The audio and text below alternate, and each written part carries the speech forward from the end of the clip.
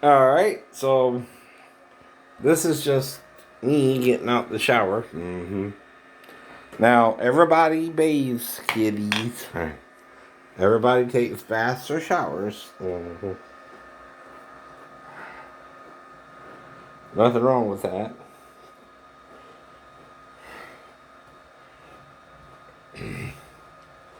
And combs their hair.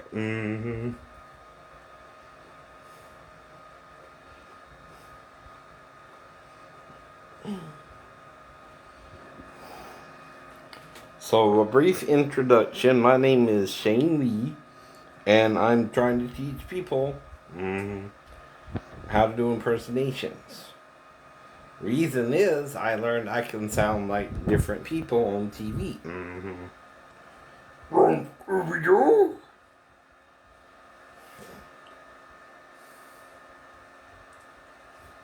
That's one of them is Scooby Doo.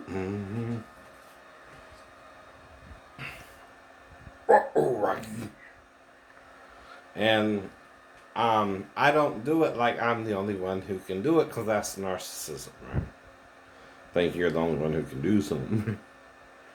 And what narcissism is it means you're all about what you can do and you think nobody can do it basically but you. So we also give you, and I'll say we because I learned this from other people too, right? So what I mean is the people who taught me what this means is the people I'm using to teach you. And that's basically the public school board and things like that, right? The things I learned growing up.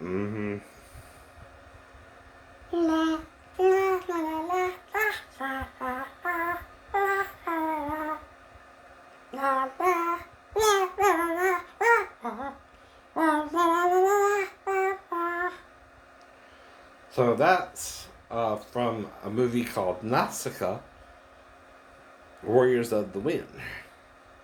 It was a Japanese anime movie that I saw around 1990 or something.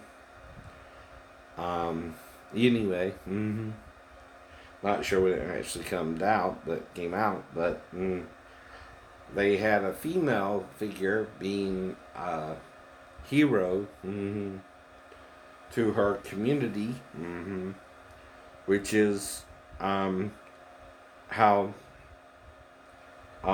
we're all supposed to be trying to help everybody out. Now, another problem with narcissism is you become selfish. You only want to help out yourself and not others, especially when supplies get low. I know. Or deplenish, right? You want to give other people less than you, and you have the more. Well, in the Bible, it talks of Jesus feeding about 4,000 or 5,000 people. Now, what he did though is one of the disciples found a little boy who had what we would call a box lunch. He had some bread and a few fishes. And, there's different numbers because it happened twice as well. Yet what Jesus did was have the disciples to break up the lunch and pass it around. Well, that's called charity.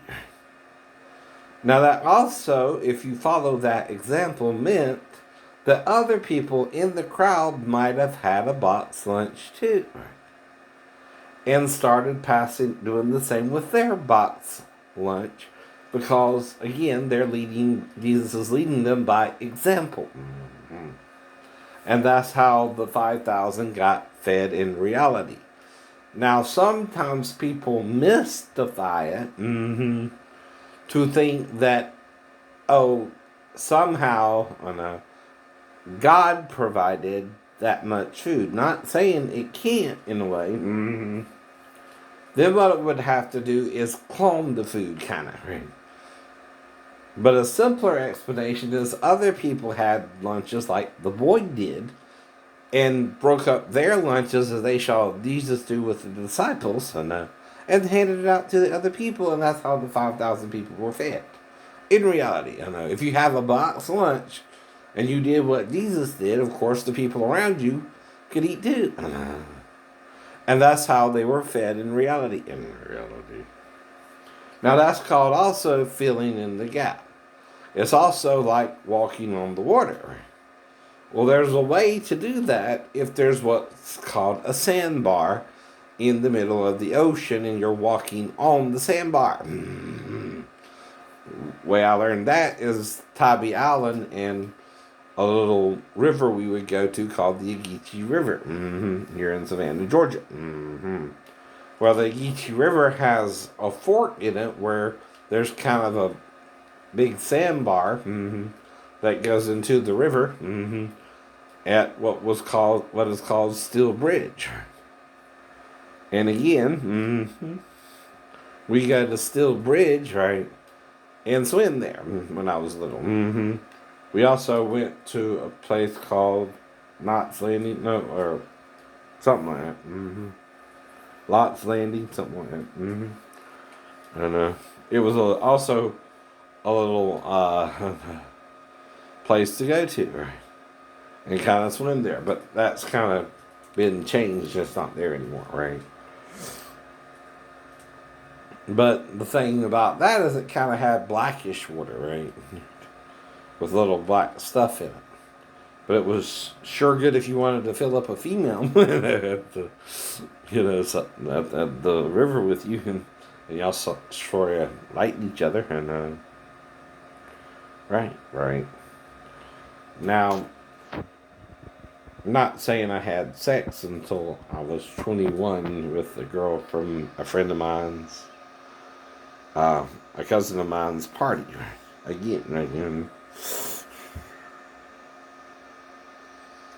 And that's because I'm trying to wait, I was taught to wait for a girl to consent to have sex with you.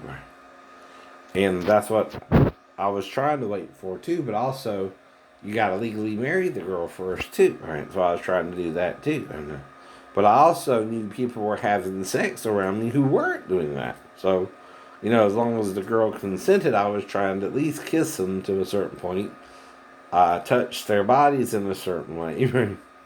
And again, only went so far, but made it to at least around the bases, right? But not a home run, as they call it, right?